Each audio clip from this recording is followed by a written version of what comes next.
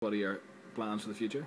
Yeah, as far as plans for the future go, I want to, but my main goal has always been to make as many different types of music as possible, and I don't really mind if most of them don't get widely known. Hopefully they will, but I've always found that if you try to start something small and original, there's little chance of it actually, getting out into the big world. So what I'm going to try and do is collect everything together under one sort of name, and therefore lots of little smaller things can become one much larger thing, and it's much more chance of it getting Have you decided what that name is, where people can find you? I did have a few names over the years. The main one's been really acrobatic music, but I might change that to maybe just even having it as just my own name instead. I do want to get a website at one stage, which will be the main part of all this. It'll be the centre point of all this.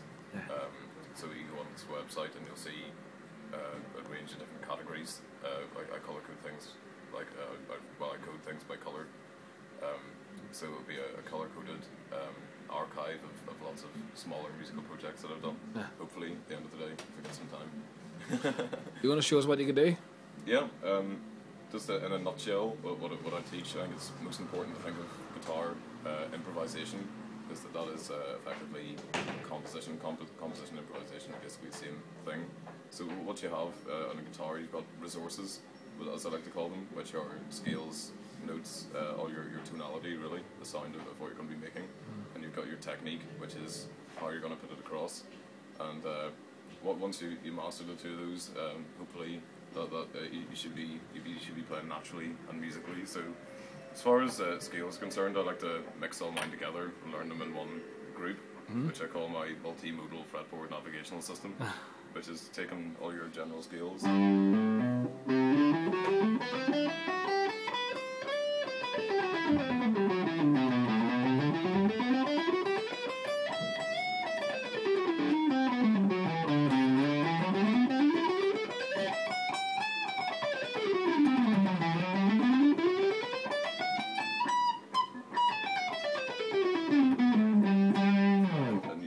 Seven different places, so you know all over the fretboard, and then you can't get lost. So you just go.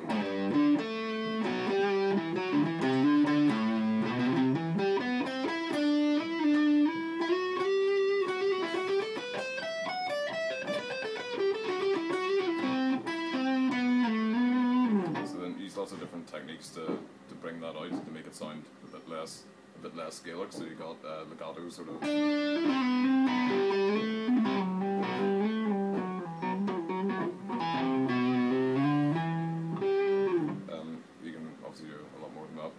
Lots of different techniques, tapping and sweeping and shredding and things. But also the thing I've been exploring a lot more recently is alternative tonalities. So not only just major and natural minors, but harmonic minors and octatonics and whole tone and things like that. So it's some pretty weird stuff.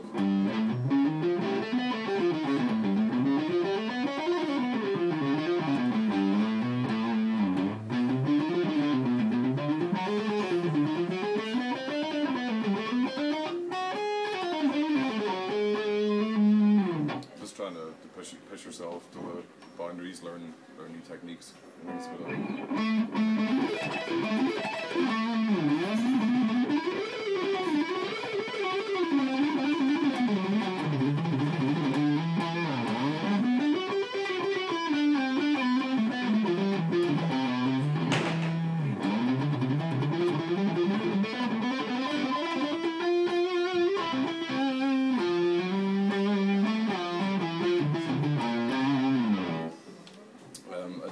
like ranges between different styles of music. I mean, with death metal, you don't want to be doing that. You'd be playing completely different styles of riffs, like.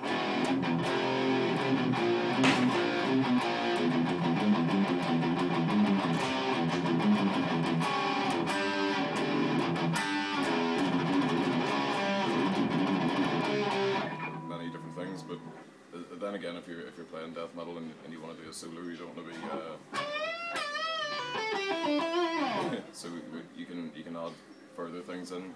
You can completely leave tonality behind, leave technique behind, and go into a more textural sort of area. I normally use my other guitar for this, but you can just sort of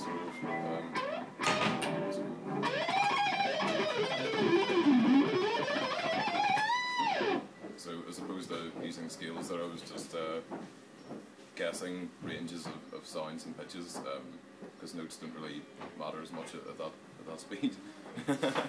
But that's generally in a nutshell how I do things. Yeah. Very good, Adrian. Do you want us? Informative. Are you going to play something on your other guitar? I'll show you a wee bit of why I use this actually. It's a good idea. What I'm doing for time, doesn't matter. So the main reason why I'm using a different guitar at the moment is I use that one for teaching, which is tuned standard. This one gets tuned down to C, C standard, which we use for death metal, which does the. What weight of strings do you use, Adrian? Well, when you're playing in this tuning, I like to think of it as one tone for one gauge. A full tone is two semitones per gauge of string. I like to use nines on when I'm tuned to E. So when I'm tuned to C, I use 11s. Okay. Completely different. I mean, normally when you're bending, you maybe bend like 3 semitones, which is quite a high bend. In this one, you get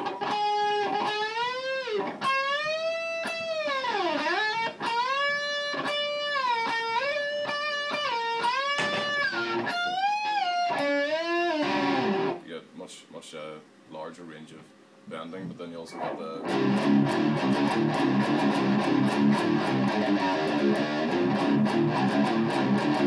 sounds pretty. It just makes you want to smile or drive a massive truck.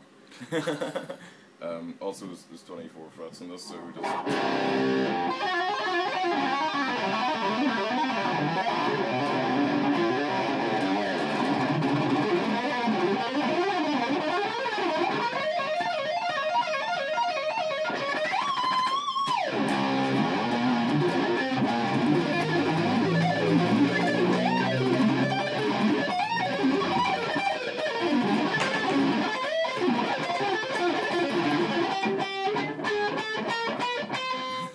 Etc. I haven't learned that one yet.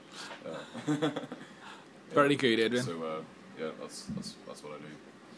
Give us one more flurry to finish us off. Sorry, I'll try and do something different here. Hopefully. Been writing a lot of different sort of music outside the metal world and outside most of the normal world. Been trying to do a lot of different stuff, which involves larger groups of instruments. Mixing certain styles together. Let's see if you can remember what it is.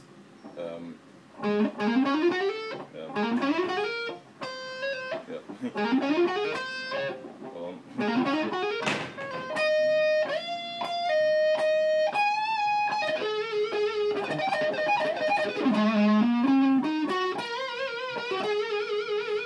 That's sort of just mixing different styles together. You'll hear there that that's not completely in tune. The notes aren't completely in tune. That's why I want another guitar. It cost about $2,000 from Ibanez, of course. So yeah, nothing to do with this guitar not being in tune properly. It's just the more you pay, the more nicer intonation you get. A lot of that can be helped with bending and string bending and things when you're playing. You should always be aware of how in tune you are.